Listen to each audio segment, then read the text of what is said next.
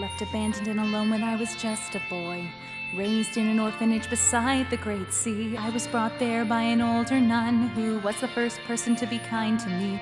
She was generous and thoughtful to all she met, and she always had a smile upon her face. I remember, even though we were so poor, she taught me the meaning of happiness.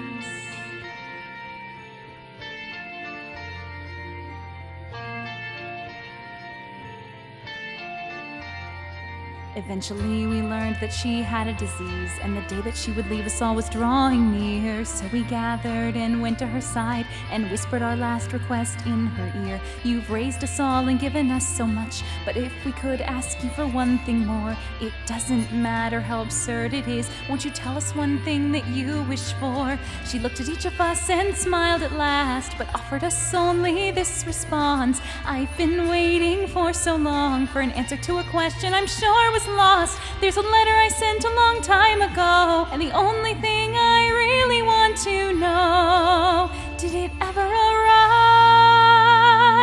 I've waited for years just to hear what you'd say, with the hope I would see you again one day.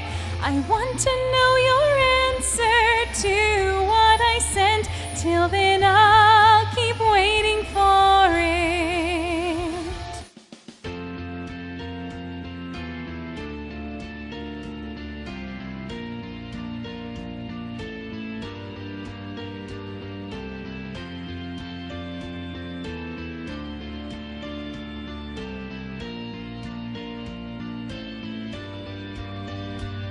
If my wish can't come true, then it's alright. And even though she just laughed, I couldn't forget about this mysterious letter she sent, and who was its unknown recipient.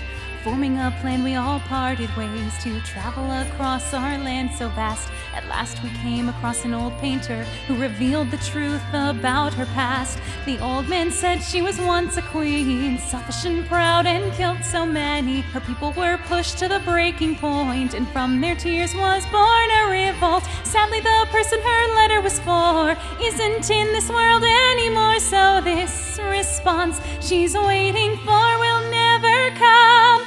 She's waited for years just to hear what he'd say, with the hope she would see him again one day. But now that she has turned old and gray, will she die never knowing the response?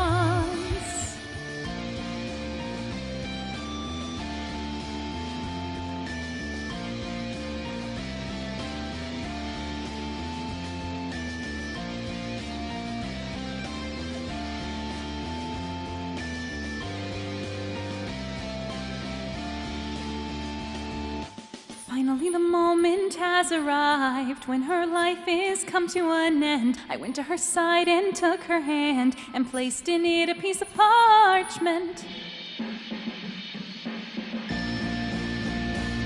So I wrote a letter last night by the bay, the response she's been waiting for since that day.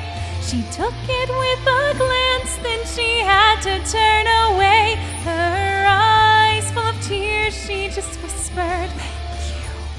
The sorrow in her gaze gradually disappeared, and her face held not a trace of her regret or fear. We only really knew what dark secrets she'd concealed when her